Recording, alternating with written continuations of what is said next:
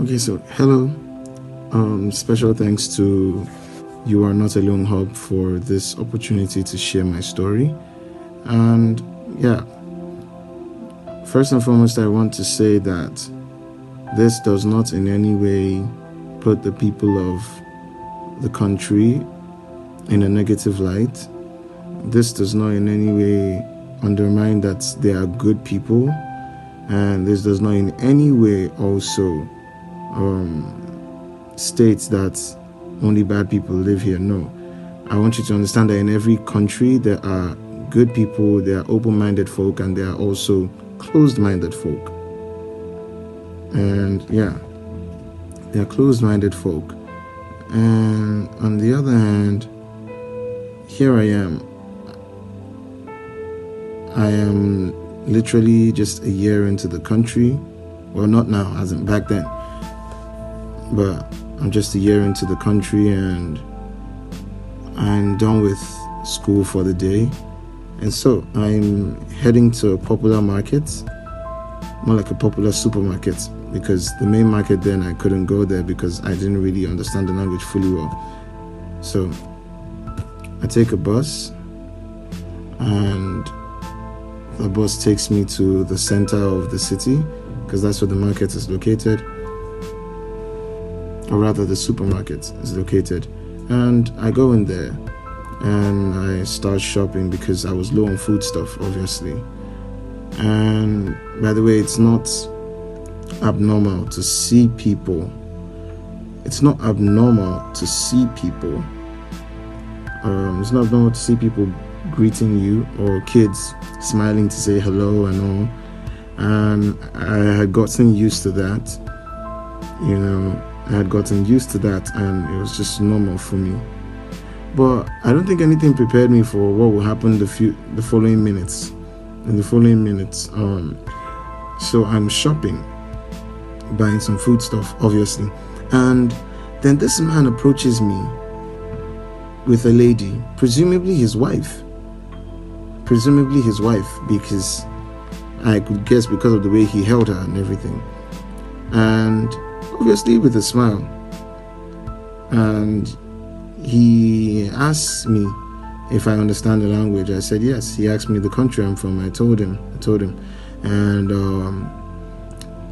I thought that was just going to be the end of the whole conversation, because that's normally how most of these conversations go. Like, oh, hello, who are you, and how is this country, do you like the country, all those kind of.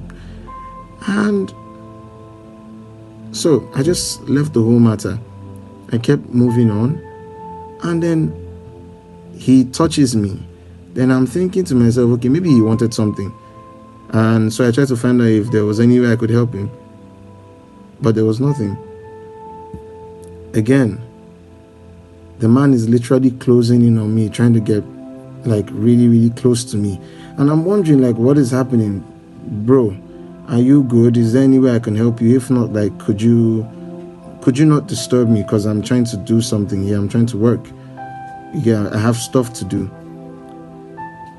And funny enough, the man utters the most, I don't know, I think I was just shocked. I didn't even know where this came from.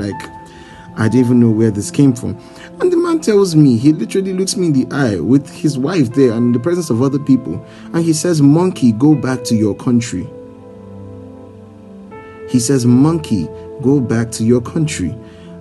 I'm in shock because I thought, okay, probably this dude doesn't know how to speak English, but apparently his English allowed him the liberty to utter racist comments.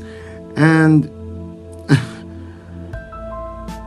the logical reaction then would have been probably to respond in an illogical manner. Like I would have, because I was already angry, but I was angry and surprised at the same time. Like, why would you just see someone else and just start saying that? But by the way, I didn't really get it. And he looks at me and he says that, and his wife is right there. She's right there. I would say some other Ukrainians probably didn't understand the thing he just said, because most of them don't understand English. But then It's funny.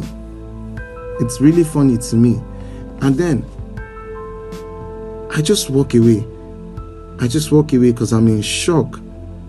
And this same guy comes to the other aisle while I'm shopping, and he's still saying the same thing.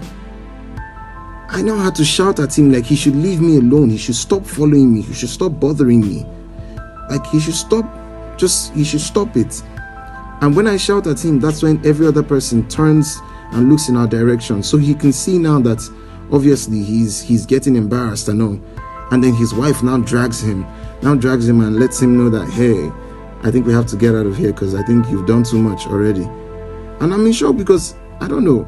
I guess I don't even know. It's just shocking. Now, I thought this man had left. And by the way, when all this happened, the security outfits in the mall didn't come.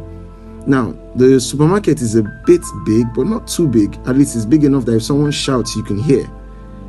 And none of them came to my rescue. Neither did any of the shop attendants come to my rescue. But here's the funny fact. A large number of times when foreigners are walking around that mall, probably buying stuff, they are being actively monitored. They are being actively monitored by these same shop attendants and security men.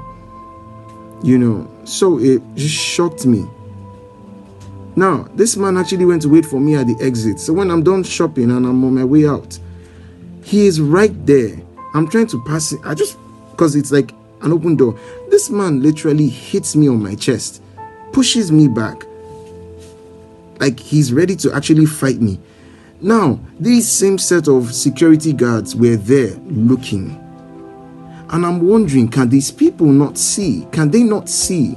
Can they not see what's happening here? That someone is actually about to get assaulted. Because the truth is, I didn't want to engage in a fight with one of the indigents before it would turn to God knows what, and probably the police would get involved, Then some other foreign students came to my aid. Obviously, they were a bit bigger than me and all. So they came to the man and they took him out. They took him out of the hall. Sorry, they took him out of the supermarket. They pushed him out. You get? And it's like after they pushed him out, that's when the security men decided that they would get all active. They now wanted to find out what was happening. And I'm surprised because this same set of people were looking right at me. I was pretty sure that they were looking at me. And other people were there also. People were passing by while this thing happened. And it was crazy. I did nothing. I've been insulted and now I'm almost about to be beaten. And then it's just funny, I left the shopping mall that day with surprise. I was just surprised. I was shocked. I was surprised. I was shocked. I was just angry, I decided that day that, okay, here's what's going to happen. You're never going to be defenseless again. So I literally had to go and learn the language. Now, were there other racist attempts at me? Yes. But the thing is this, at this point now, when I had understood the language to a certain extent, if they spoke to me in a way I didn't like, I would respond to them. I'll respond to them in their language, and a large number of them were really shocked, And, I still say it again that this is not to say that there are only bad people in this country, but that there are also close-minded folk, and those close-minded folk are they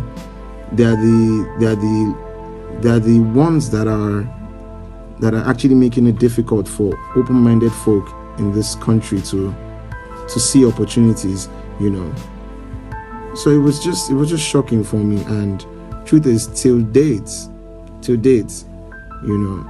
I still keep my guard up if I'm going out. Even if I meet indigents of the country, I still keep my guard up, because you really don't know what could happen. So, yeah. Thank you so much to You Are Not Alone Hub for this opportunity, and yeah, thank you.